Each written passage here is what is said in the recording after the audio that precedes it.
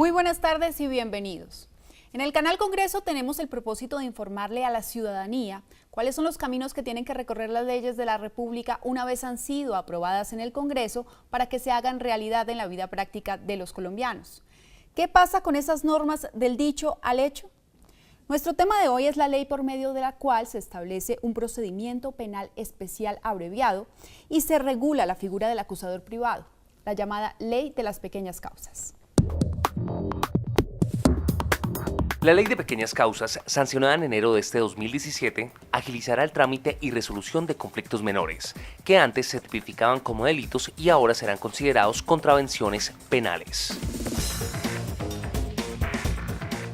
La Ley 1826 de 2017 implementa un proceso penal abreviado y de acusador privado dirigido a procesar de una manera más ágil todos aquellos delitos que suponen una lesividad menor, es decir, aquellos delitos menos graves y que están congestionando el sistema de justicia de una manera importante.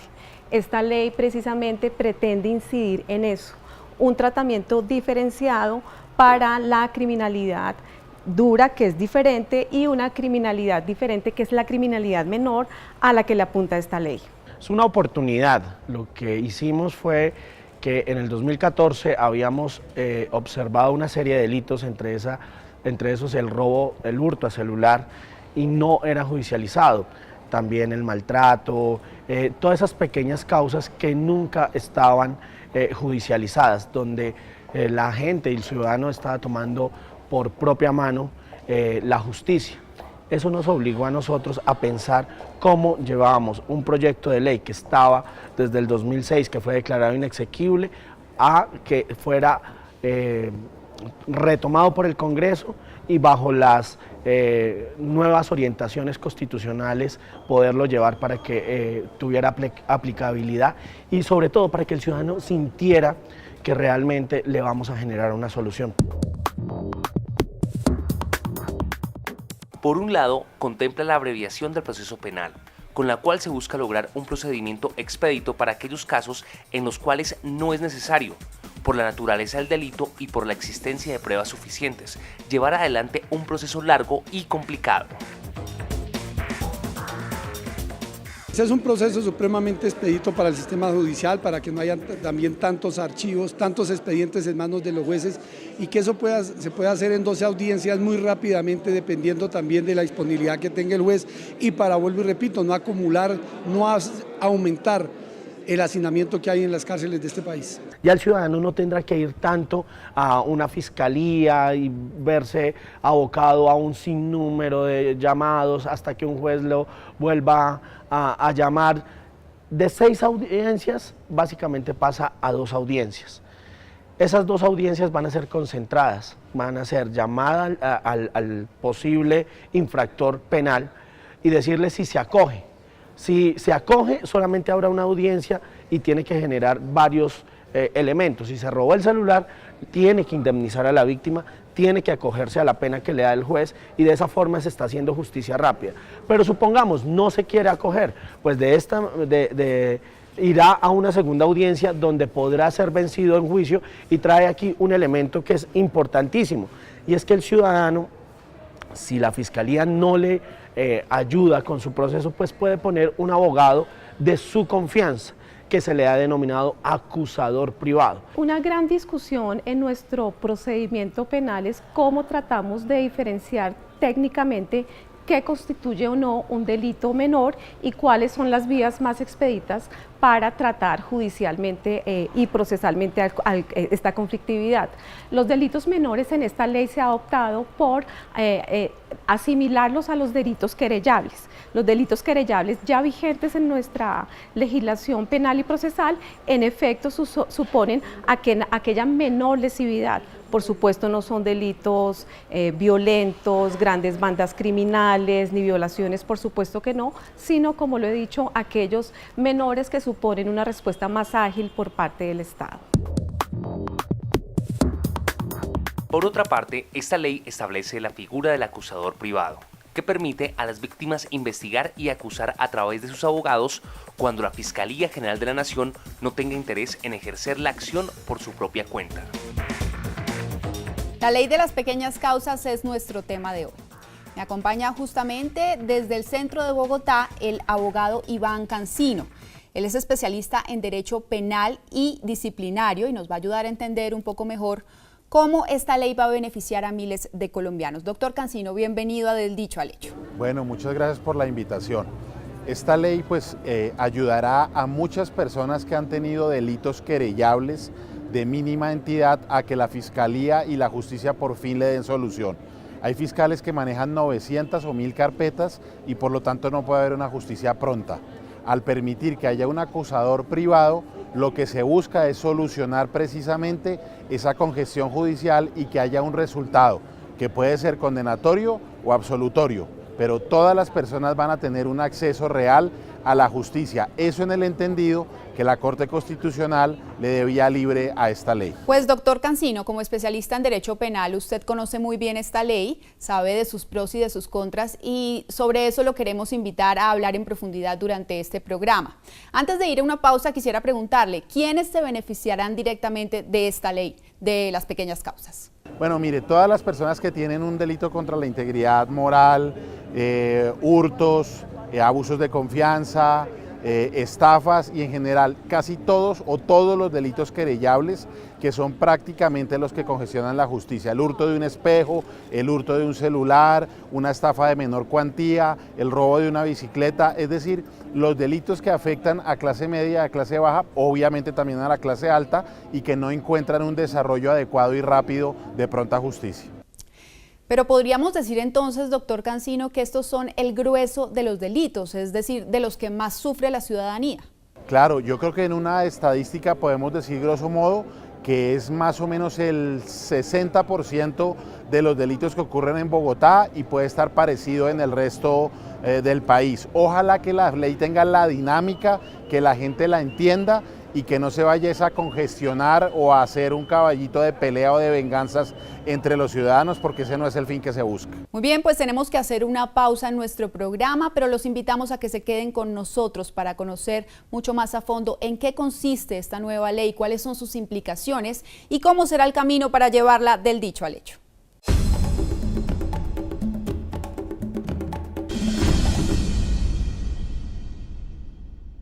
¿Sabe usted quién puede presentar proyectos para que se conviertan en ley? En Colombia pueden presentar proyectos de ley los senadores y representantes a la Cámara, los ministros, las altas cortes, entre otros altos funcionarios del Estado, quienes poseen iniciativa legislativa. También la iniciativa legislativa es un mecanismo de participación que faculta a los ciudadanos, a concejales o diputados del país a presentar proyectos de ley o de reforma a la Constitución. Para presentar una iniciativa popular por parte de los ciudadanos se debe elegir un comité promotor de la propuesta e inscribir la solicitud. Luego se debe recolectar un número de firmas válidas igual o superior al 5% del censo electoral. Si se cumplen estos requisitos, la registraduría expedirá la certificación. Con esto, el proyecto de ley o de reforma a la Constitución podrá ser radicado en las secretarías del Congreso y deberá iniciar su trámite con mensaje de urgencia para que tenga prioridad sobre los demás proyectos.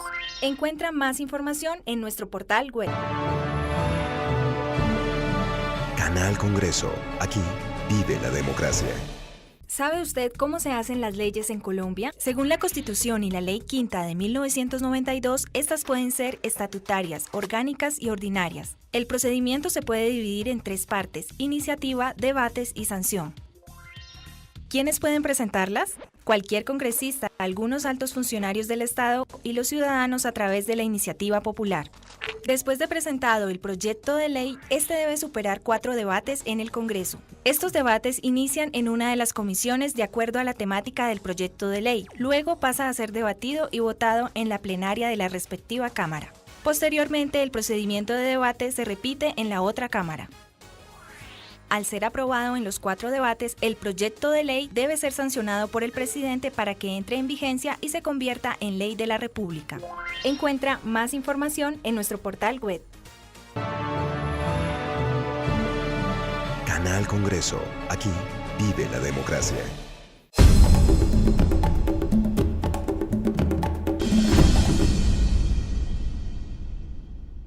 Continuamos en Del Dicho al Hecho, hablando hoy sobre una ley que reducirá hasta en la mitad los tiempos de los procesos penales para los llamados delitos menores. Doctor Cancino, continuamos con usted.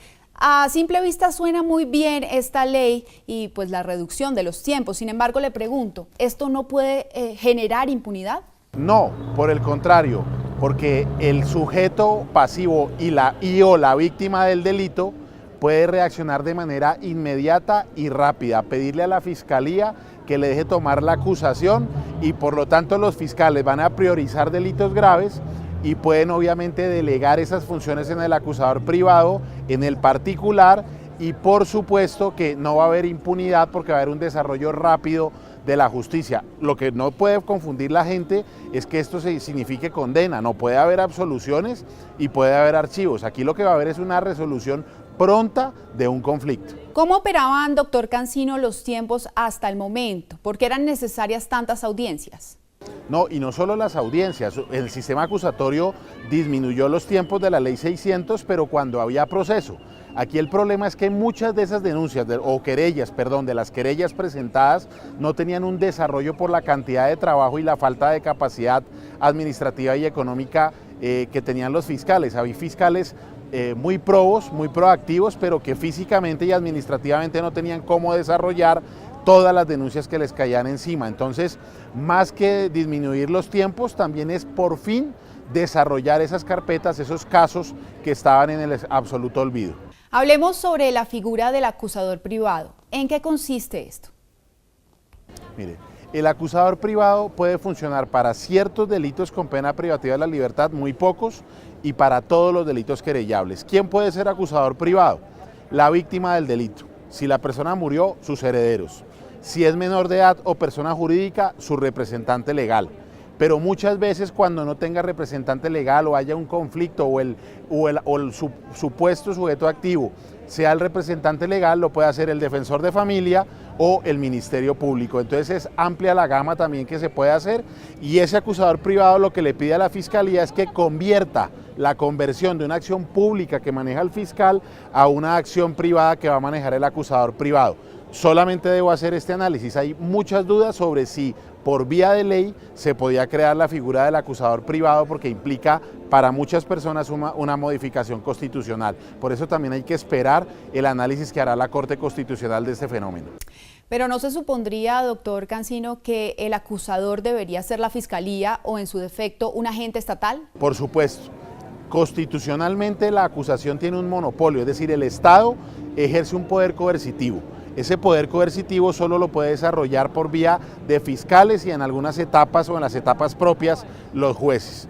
Al haber creado la figura del acusador privado por ley, muchos se preguntan si eso es constitucional. Hay que esperar la decisión de la Corte sobre esa materia. Bien, pues sin duda esta ley trae grandes cambios para el sistema acusatorio. Pero lo invito, doctor Cancino, a que a continuación veamos cómo fue el trámite de esta ley en el Congreso de la República.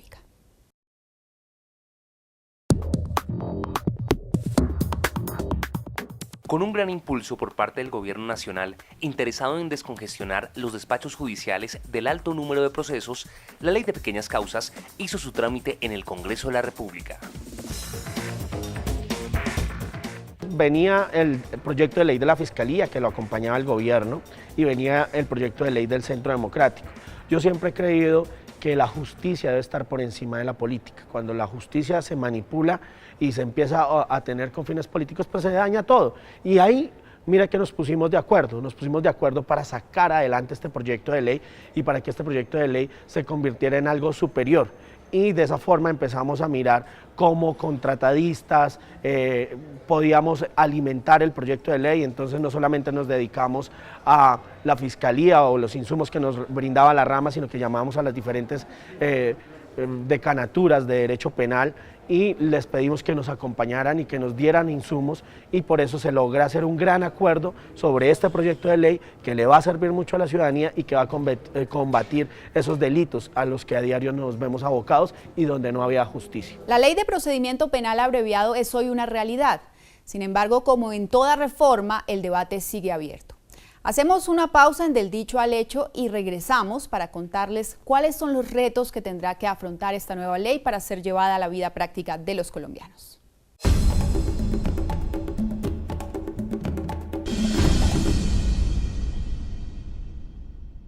¿Sabe usted quién puede presentar proyectos para que se conviertan en ley? En Colombia pueden presentar proyectos de ley los senadores y representantes a la Cámara, los ministros, las altas cortes, entre otros altos funcionarios del Estado, quienes poseen iniciativa legislativa. También la iniciativa legislativa es un mecanismo de participación que faculta a los ciudadanos, a concejales o diputados del país a presentar proyectos de ley o de reforma a la Constitución. Para presentar una iniciativa popular por parte de los ciudadanos se debe elegir un comité promotor de la propuesta e inscribir la solicitud. Luego se debe recolectar un número de firmas válidas igual o superior al 5% del censo electoral. Si se cumplen estos requisitos, la registraduría expedirá la certificación. Con esto, el proyecto de ley o de reforma a la Constitución podrá ser radicado en las secretarías del Congreso y deberá iniciar su trámite con mensaje de urgencia para que tenga prioridad sobre los demás proyectos. Encuentra más información en nuestro portal web. Canal Congreso. Aquí vive la democracia. ¿Sabe usted cómo se hacen las leyes en Colombia? Según la Constitución y la Ley Quinta de 1992, estas pueden ser estatutarias, orgánicas y ordinarias. El procedimiento se puede dividir en 3 partes: iniciativa, debates y sanción. ¿Quiénes pueden presentarlas? Cualquier congresista, algunos altos funcionarios del Estado y los ciudadanos a través de la iniciativa popular. Después de presentado el proyecto de ley, este debe superar 4 debates en el Congreso. Estos debates inician en una de las comisiones de acuerdo a la temática del proyecto de ley. Luego pasa a ser debatido y votado en la plenaria de la respectiva Cámara. Posteriormente, el procedimiento de debate se repite en la otra Cámara. Al ser aprobado en los 4 debates, el proyecto de ley debe ser sancionado por el presidente para que entre en vigencia y se convierta en ley de la República. Encuentra más información en nuestro portal web. Canal Congreso. Aquí vive la democracia.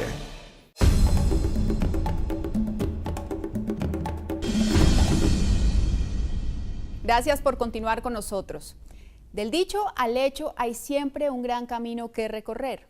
Y aunque la ley de las pequeñas causas ha sido ya sancionada por el presidente de la República, para su aplicación hay todavía un trecho que tiene que recorrer.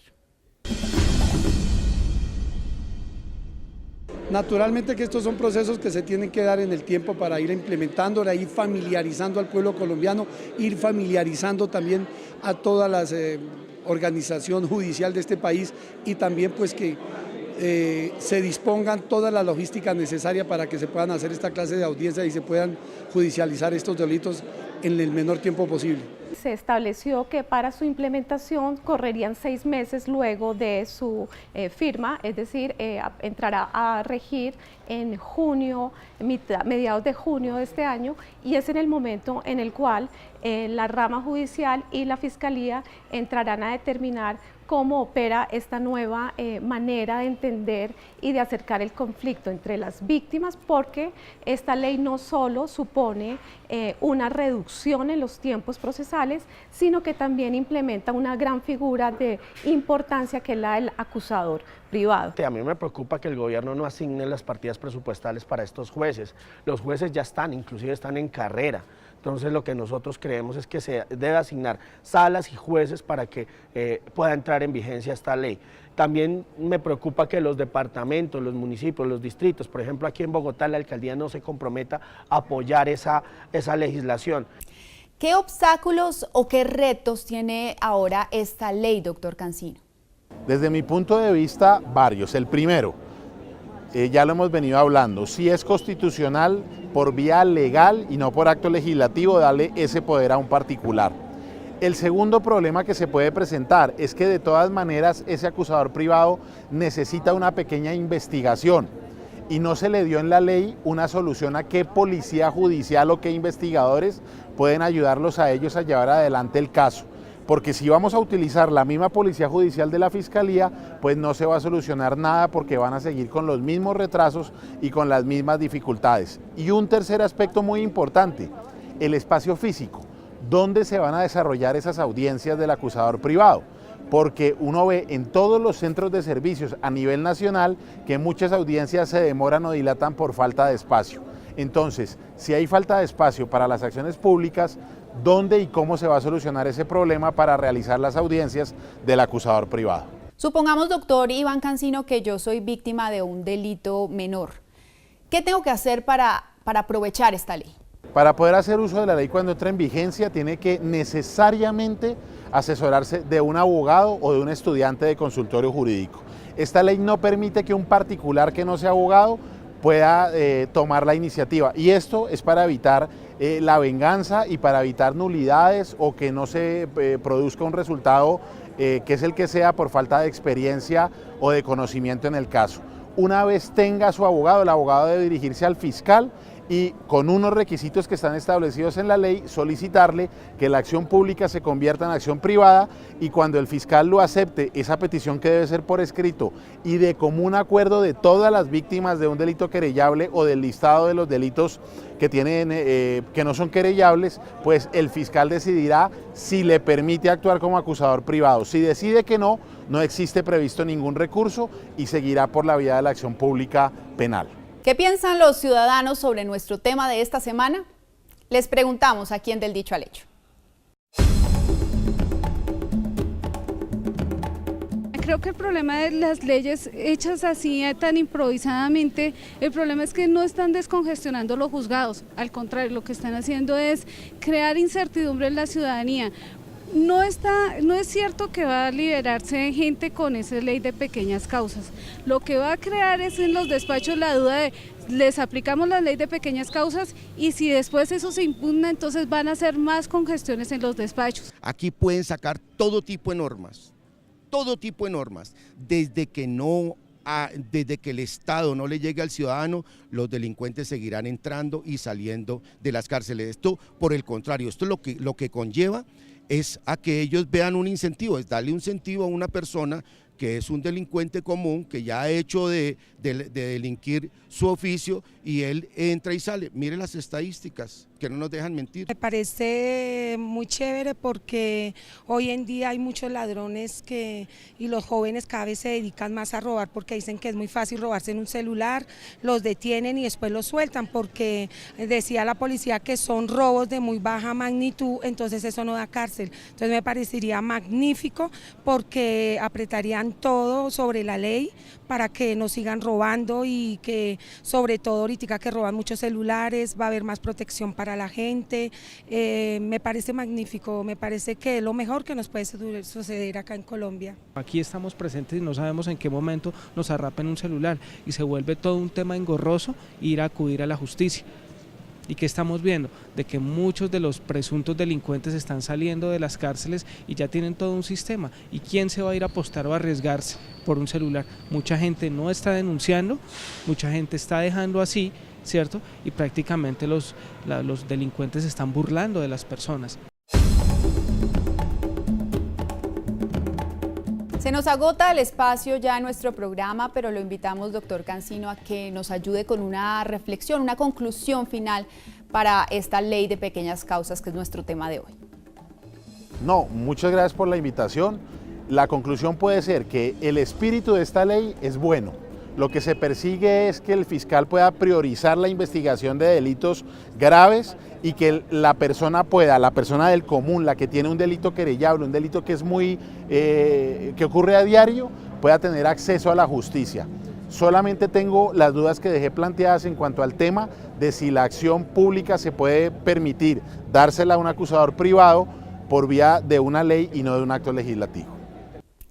Llegamos así al final de nuestro programa. A ustedes muchas gracias por su sintonía y les recordamos que estaremos al aire cada semana para contarles en qué van las leyes que aprueba el Congreso de la República y cómo se hacen realidad en la vida práctica de los colombianos. Los esperamos en Del Dicho al Hecho.